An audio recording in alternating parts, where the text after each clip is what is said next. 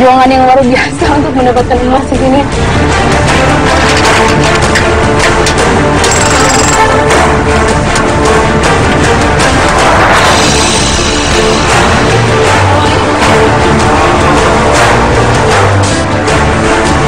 Tapi kecil-kecil gini, harganya nanti kalau dijual bisa sampai 3 juta.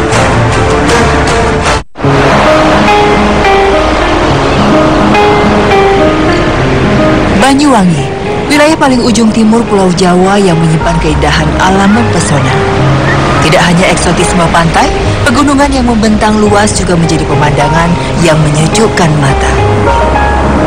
Gunung Tumpang Pitu atau dalam bahasa Jawa berarti 7 bukit terletak di Kecamatan Pesanggerahan. Sebagian besar lokasinya terdiri dari hutan lindung, sawah, dan perkebunan.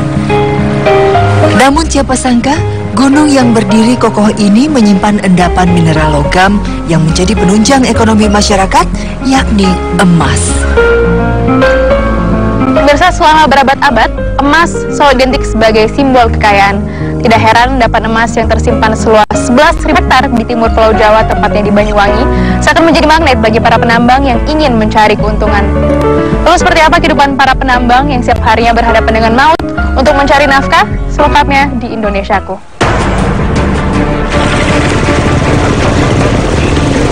Untuk menuju lokasi tambang, kami harus menggunakan sepeda motor. Jalur yang kami lewati tidak mulus. Kontur jalan yang bergelombang menjadi tantangan tersendiri bagi para penambang sebelum mulai bekerja. Jalur ini tidak mungkin bisa dilewati saat hujan. Tanah yang licin tentu akan berbahaya. Beruntung kali ini cuaca mendukung untuk melakukan perjalanan menggunakan kendaraan. Tidak hanya jalur sempit dan menanjak, untuk sampai ke lubang emas, kami juga harus melewati jembatan kayu yang sudah nyaris rapuh. Jembatan ini biasa diganti setiap 3 bulan sekali. Apabila tidak berhati-hati, bukan tidak mungkin motor yang dikendarai bisa saja tergelincir dan jatuh.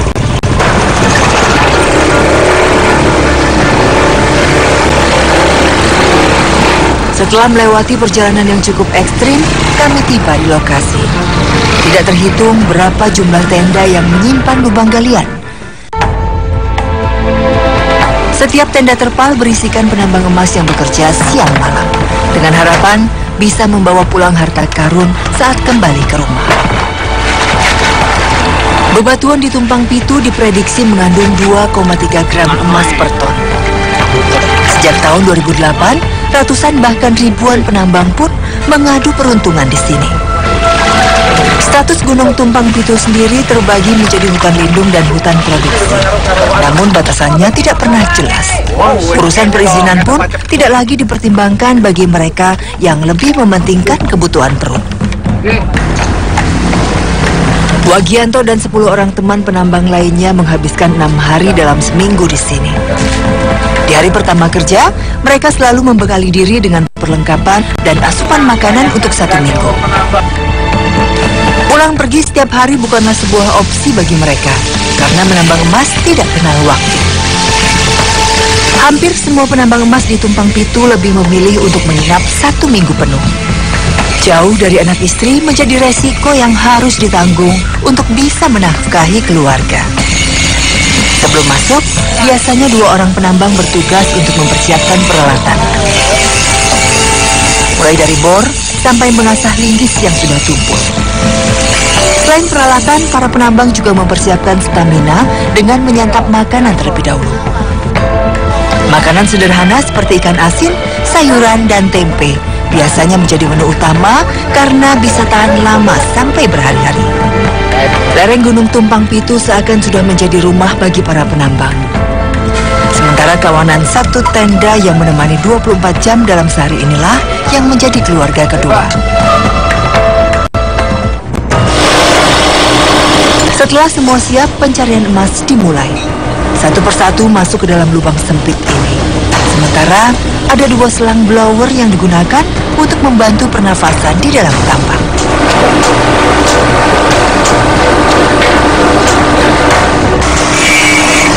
Nah, pemirsa, biasanya kandungan emas itu ditemukannya di dalam tanah ataupun batuan yang mengandung mineral sulfida yang tinggi, dan ini biasanya berada di kedalaman 50 sampai 100 meter bahkan lebih. Dan sekarang saya akan lihat seperti apa kerja penambang di dalam sini. Oh my god.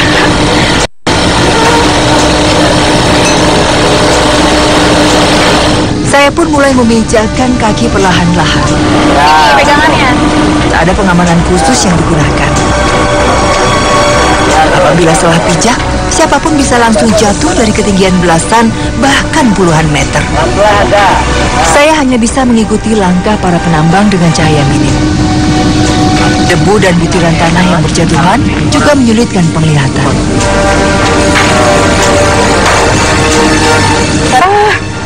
Ini sempit banget. Tiap hari kayak gini ya Mas ya kalau kerja. Ya ampun. Ini masih lebar ya. Ini yang paling susah, nyari pijakannya. Kalau misalnya salah injek, bisa langsung jatuh. Sini Mas ya. Oh my god. Wah, sini ya. Ini pegangannya di tali sini. Ini ada belakang lagi Mas. Sempit dan gelap. Rasa panik mulai menyelimuti saya dan membuat jantung berdebar lebih kencang. Apalagi saya tidak tahu secara pasti kemana arah lubang ini membawa. Tidak ada ruang untuk bergerak, sesekali kami bahkan harus berjalan jongkok.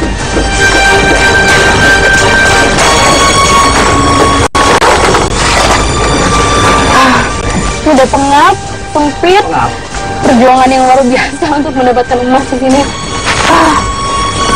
Ini ada belakang lagi Mas ya. Ini lubangnya benar-benar lepas. Cuma buat satu orang, nggak bisa lebih. Lanjut ke sini ya Mas ya.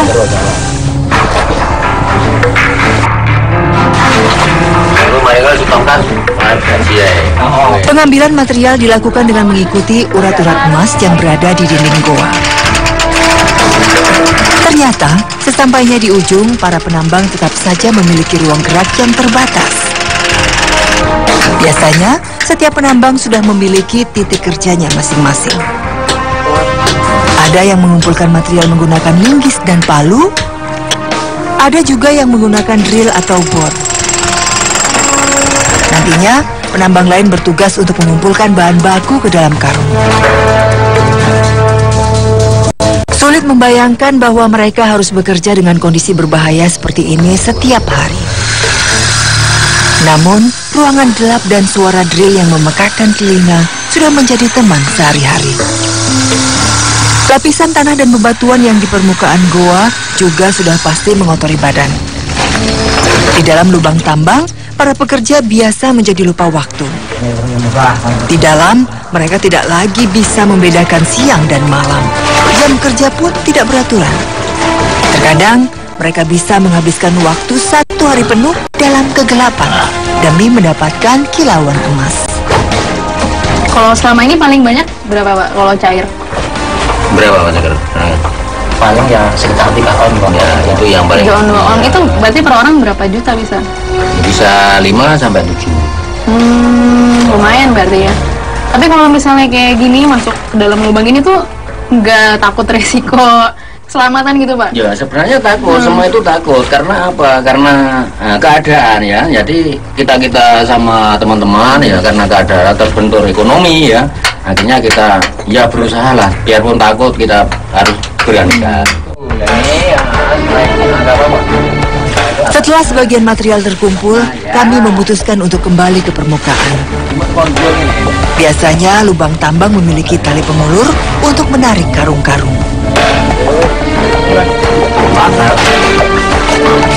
Namun di sini Wagianto dan teman-temannya sudah terbiasa bekerja dengan cara estafet atau mengoper karung secara bergantian sampai di atas. Naik dulu. Untuk kembali ke permukaan, dibutuhkan perjuangan yang sama seperti saat masuk ke dalam. Kondisi goa yang licin menjadi hambatan saat merangkak menyusuri jalur ini.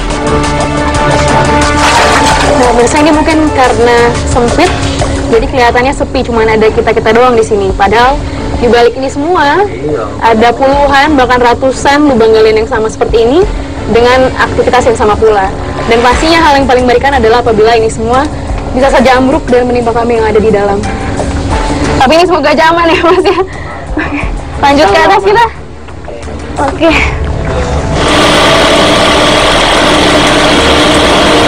Penggalian yang dilakukan tanpa pengukuran pasti seperti ini tentu berbahaya. Tidak terhitung berapa jumlah korban yang terperangkap atau tertimpa reruntuhan goa. Kami pun berjalan dengan pelan dan hati-hati sampai akhirnya cahaya dari luar menandakan bahwa kami sudah sampai. Setibanya di atas, pekerjaan belum selesai. Bebatuan yang didapat masih harus dihancurkan terlebih dahulu dengan cara ditumbuk menggunakan palu. Penghalusan seperti ini dilakukan untuk mempermudah proses pengolahan emas selanjutnya. Proses pemecahan batu sama melelahkannya dengan saat menambang di dalam lubang. Bedanya, mereka kini bisa ditemani cahaya matahari dan teman-teman untuk bercanda tawa.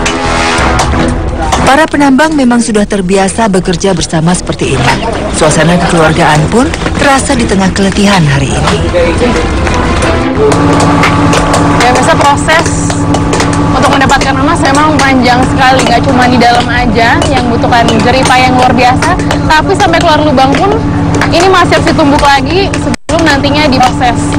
Dan tidak heran di sini penambang memang biasanya pria semua.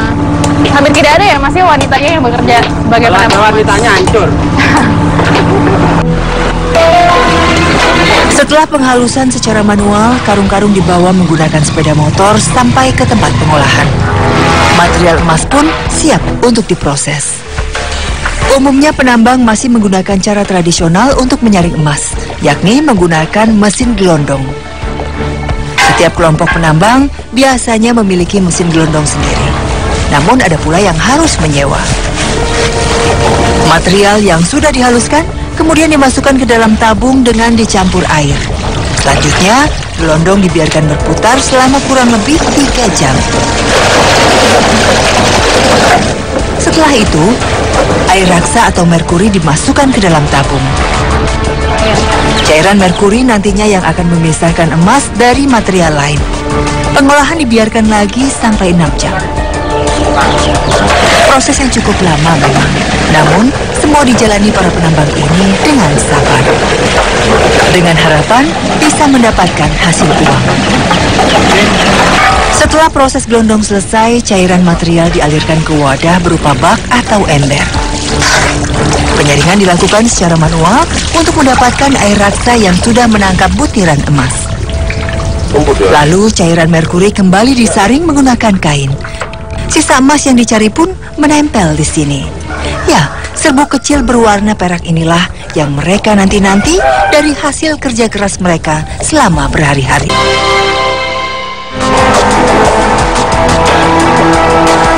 Proses pengolahan emas belum selesai sampai di situ. Butiran emas kotor harus dibakar terlebih dahulu menggunakan fire gun. Pembakaran hanya memakan waktu 5 menit saja. Suhu panas dari api akhirnya membuat emas menjadi padat. Butiran inilah yang menjadi sumber penghasilan bagi para penambang. Nah, ini dia pemirsa harta karun yang dicari para penambang. Tadi dari 8 sampai 10 karung hasilnya sekecil ini, hanya 8 gram. Tapi kecil-kecil gini, harganya nanti kalau dijual bisa sampai 3 juta. Dibagi 10 orang lagi nanti ya Mas ya. Oh. Potensi emas di Gunung Tumpang Pitu memang menggiurkan. Namun untuk membuat satu lubang galian saja diperlukan modal puluhan juta rupiah. Sebagian warga pun mencari emas dengan cara yang lebih sederhana. Selain tenda-tenda penambang, lereng Gunung Tumpang Pitu juga diwarnai kehadiran para pendulang emas. Aliran air ini bukan berasal dari mata air gunung, melainkan dari lubang galian tambang emas. Di sepanjang aliran air, warga lain yang bukan penambang ikut mencari peruntungan di sini. Tidak ada bahaya tertimpa reruntuhan seperti di dalam lubang memang. Namun, air yang tercemar merkuri tak kalah buruk dampaknya bagi kesehatan kulit mereka. Para pendulang ini memanfaatkan material sisa atau limbah dari kegiatan tambang emas. Nandang adalah salah satunya. Setiap hari, pria yang sudah lanjut usia ini mengumpulkan sisa material dari lubang galian. Setelah mengumpulkan cukup bahan baku ke dalam karung, batuan dibawa ke aliran air untuk disaring secara manual. Prosesnya hanya mengandalkan ember dan wadah yang biasanya berupa wajan. Material dilimbang dengan cara memutar wajan dan sesekali diaduk menggunakan tangan. Hal ini dilakukan agar emas tertinggal di bagian dasar. Sementara bahan ringan seperti batuan dan kerikil dibuang. Material berat yang tersisa biasanya berupa pasir hitam. Para pendulang hanya bisa berharap masih ada serpian emas yang tersisa dari pasir yang mereka kumpulkan. Rasa penasaran membuat saya ingin ikut mencoba mendulang emas seperti ini. Ternyata prosesnya tidak semudah pandangan saya. Batuan dan pasir yang mengendap di dalam air cukup berat untuk diangkat. Sementara proses memutar wajan juga harus dilakukan dengan teliti. Namun mereka yang sudah bertahun-tahun mendulang bisa melakukannya tanpa masalah. Biasanya serbuk-serbuk berwarna emas yang menempel di wajan bisa terlihat apabila dasarnya berwarna hitam atau gelap. Hasil dari pendulangan emas memang tidak seberapa apabila dibandingkan dengan mereka yang menambang dalam lubang galian. Namun, hasilnya yang cukup menguntungkan membuat para pendulang selalu kembali. Nah ini udah sepi gini kenapa masih mau nyari, Pak? Ya, di rumah tuh nggak ada kerjaan, Pak. Oh. Daripada di rumah nongkrong, pemasukan nggak ada, keluaran pasti ya. Kalau di sini walaupun sedikit masih dapat ya, Pak? Ya, di sini pokoknya kita. Sehari bisa 100.000 minimal. Sejak dulu, perburuan emas di Gunung Tumpang Pitu sudah menjadi pendongkrak ekonomi masyarakat. Namun, eksploitasi yang dilakukan secara besar-besaran kini berdampak pada kondisi hutan yang tidak terawat. Tambang-tambang emas yang tidak lagi menghasilkan dibiarkan begitu saja. Rumus dari kita, ini kan rakyat, ini kan urusannya perut. Kita halau berkali-kali, kalau urusan ekonominya tidak teratasi, mereka akan terus seperti peta umpet akan lari ke atas. Maka kerusakan akan di mana-mana. Maka yang kita kerjakan adalah waktu itu membuka kawasan wisata baru namanya Pulau Merah. Nah, dengan dibukanya kawasan Pulau Merah yang tidak jauh dari Tumpang Pitu, nah sekarang penambang liarnya mulai berkurang karena sudah ada alternatif.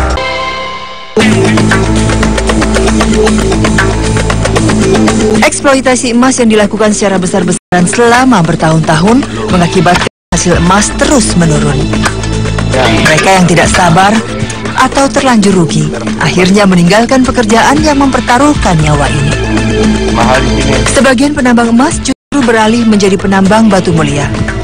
Pekerjaan yang tidak menguntungkan di tengah besarnya minat masyarakat terhadap batu akik. Peralatan yang digunakan sangat sederhana, hanya cangkul, linggis, dan palu. Kedalaman lubang pun bervariasi. Ada yang hanya 50 cm, ada pula yang menggali sampai kedalaman 2 meter. Mereka pun sebenarnya tidak tahu batu apa yang dicari. Para pekerja hanya bisa mengumpulkan jenis batu yang dianggap menarik dan berharap hasil temuan mereka bisa diolah menjadi rupiah. Pak, ini biasanya seminggu berapa kali ke sini? Setiap hari. Setiap hari ke sini? Setiap hari. Terus kalau misalnya dari nyari-nyari batu gini bisa untung berapa itu, Pak? Nggak untung. Nggak tentu. Rata-rata gitu? Kadang 50, kadang ya sama sekali nggak dapat. Kalau ada orang beli. Salah satu jenis batu yang tengah digandrungi masyarakat Banyuwangi adalah batu rubah alias batu merah putih yang bisa berubah warna. Batu ini nilainya bisa mencapai jutaan rupiah. Pantai Pulau Merah menjadi salah satu lokasi penjualan batu akik. Batu-batu yang sudah diolah menjadi berbagai perhiasan cantik ini menjadi daya tarik tersendiri bagi para wisatawan pengunjung, baik pria maupun wanita. Tidak diragukan lagi, penjualan batu akik bisa menjadi sandaran ekonomi warga. Ya, hasil tambang dari alam Banyuwangi begitu melimpah. Tak heran, sebagian warga yang berusaha melakukan yang lebih berbondong-bondong beralih pekerjaan tanpa peduli dengan resiko dan keselamatan jiwa mereka.